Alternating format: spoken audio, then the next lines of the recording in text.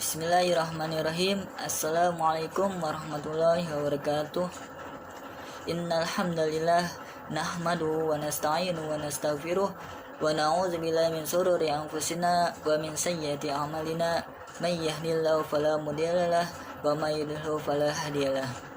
Asyhadu an la ilaha illallah wahdahu la syarikalah wa asyhadu anna Muhammadan abduhu wa rasuluh allazi la nabiyya ba'da, amma ba'du. Pertama-tama, marilah kita panjatkan puja-puji beserta syukur yang sudah sepantasnya kita lafazkan kehadirat Allah Subhanahu wa Ta'ala atas karunia-Nya yang begitu luar biasa, dimulai dari nikmat iman, nikmat Islam, serta nikmat sehat walafiat, sehingganya kita masih dapat merasakan betapa agung ciptaannya yang membentang di alam raya ini, tak terkecuali manusia. Salawat seiring salam tetap atas junjungan Nabi kita, yakni Nabi Muhammad SAW, yang kita nantikan syafaatnya di yaumil akhir nanti. Amin amin ya rabbal alamin. Dan tidak lupa pula yang saya hormati kepada selaku dosen mata kuliah tablik, yakni kepada Ibu Lisfa Santosa Aisyah, mata'anallahu fi kulli hayati wa barakallahu fi kulli umri wa barakallahu fi kulli rizki. Yang saya hormati pula kepada teman-teman seperjuangan yang insya Allah mudah-mudahan dirahmati oleh Allah Subhanahu wa Ta'ala. Baik, pada kesempatan kali ini saya akan menyampaikan sebuah ceramah yang berjudul Menjadi Seorang Pemimpin yang Qur'ani. Allah Subhanahu wa Ta'ala adalah zat yang memiliki keagungan, yang telah memberikan kepada kita umat manusia bahwasanya kitalah satu-satunya umat makhluk yang paling unggul peradabannya, yang diciptakan oleh Allah dengan amat sempurna serta dibekali segenap potensi berupa cipta, rasa, dan karya yang digunakan untuk mengolah bumi dan isinya dalam rangka mengemban misi, yaitu menjadi khalifah atau pemimpin di muka bumi ini.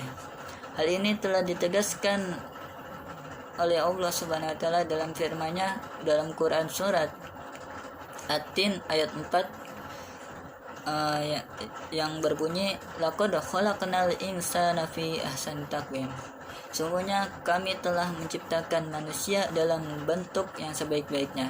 Serta potongan Quran surat Al-Baqarah ayat 30, wa iz qala rabbuka lil malaikati inni ja'ilun fil ardi khalifah. Ingatlah ketika Tuhanmu berkata kepada para malaikat, sesungguhnya aku hendak menjadikan khalifah di muka bumi ini. Hadirin yang dimuliakan oleh Allah Subhanahu wa Ta'ala. Dari ayat tersebut kita dapat menyimpulkan bahwasanya setiap manusia yang terlahir di muka bumi ini, dari yang pertama hingga yang terakhir, itu mempunyai tugas, yaitu menjadi seorang pemimpin. Setidaknya dia akan menjadi pemimpin bagi keluarganya ataupun dirinya sendiri. Tugas yang pertama untuk menjadi seorang pemimpin yaitu mampu memanajemen atau mengendalikan jiwa, hati, serta hawa nafsunya agar terhindar dari sifat syaitanah, yaitu sifat-sifat yang hanya dimiliki oleh syaitan. Maka dari itu kita selaku makhluk ciptaan Allah yang sempurna ini harus menjadi pemimpin sesuai apa yang sudah ditentukan oleh Allah, yaitu dalam kitab suci Al-Quran. Hadirin yang dimuliakan oleh Allah Subhanahu wa Ta'ala, di sini saya akan menyampaikan ada beberapa kriteria untuk menjadi seorang pemimpin. Yang pertama yaitu pemimpin itu menjadi pemimpin atas dasar amanah, bukan karena keinginannya. Pemimpin harus mempunyai sifat amanah. Mengapa? Bila pemimpin yang hanya memiliki sifat semisalnya seperti tegas ataupun santun, maka belum bisa dikategorikan kepemimpinan tersebut ideal. Keidealan pemimpin harus ditopang sepenuhnya dengan sifat amanah, sebab keamanahan pemimpin sesungguhnya menjadi sifat dasar bagi kebaikan dan kemuliaan kepemimpinan tersebut. Pemimpin yang amanah akan menghadirkan langkah-langkah dan kebijakan yang selalu berpihak pada nurani nilai-nilai spiritualitas, sehingganya tindakannya akan selalu selaras dengan kebaikan masyarakat secara luas.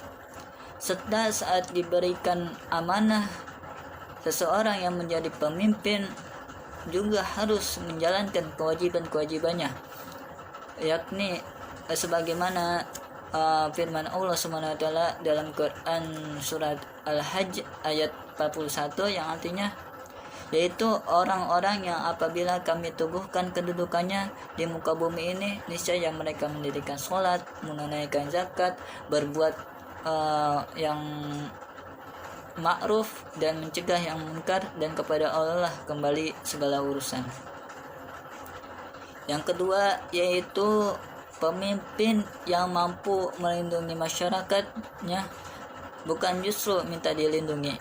Pemimpin yang mampu melayani masyarakatnya, bukan justru minta dilindungi.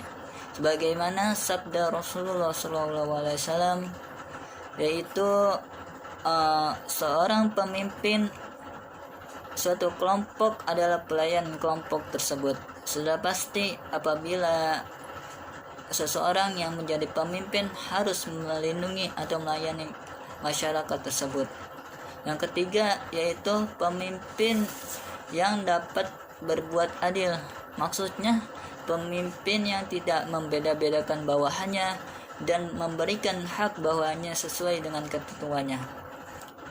Adil juga dapat mendekatkan kita kepada ketakwaan Allah Subhanahu wa taala, sebagaimana firman Allah Subhanahu wa taala, potongan firman Allah Subhanahu wa taala dalam Quran surat Al-Maidah ayat 8 yang artinya, berlaku adillah karena adil itu lebih dekat kepada takwa, dan bertakwalah kepada Allah, sesungguhnya Allah mengetahui apa yang kamu kerjakan. Yang keempat yaitu pemimpin yang baik adalah pemimpin yang memiliki seperti sifat-sifat yang ada pada Rasulullah SAW, yaitu seperti sifat sidik, tablik, amanah, fatonah. Yang pertama sifat sidik. Di sini sidik artinya jujur. Kejujuran adalah kunci utama kesuksesan. Pemimpin harus berbuat dan berkata jujur apa adanya, tidak dibuat-buat atau direkayasa. Para pemimpin yang memiliki kejujuran tidak akan pernah takut menyampaikan kebenaran. Apabila kenyataan mengatakan A, maka katakanlah sejujurnya, dan jangan ubah A menjadi B atau C. Kejujuran memang sering menyakitkan, namun setidaknya itu tidak akan merugikan kita di masa depan. Sebagaimana yang kita dengar, qulil haqqa walau kana murran. Katakanlah yang jujur walaupun itu pahit rasanya. Yang kedua yaitu sifat amanah.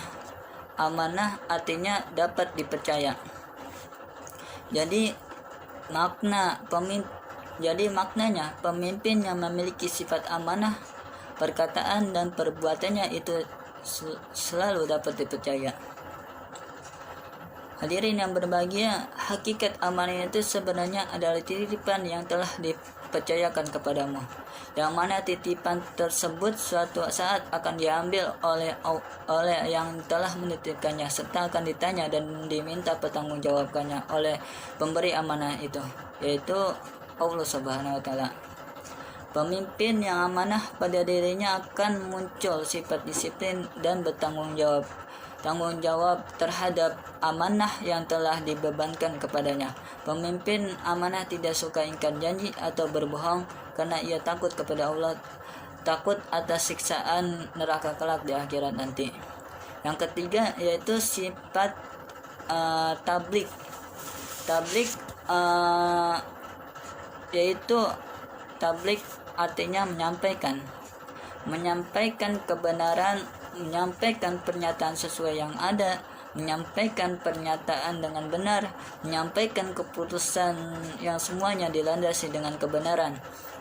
Seorang pemimpin tidak pernah menyembunyikan kebenaran yang diterimanya, namun berani menyampaikan kepada masyarakat bukannya yang benar malah ditutup-tutupi, sedangkan yang salah disampaikan.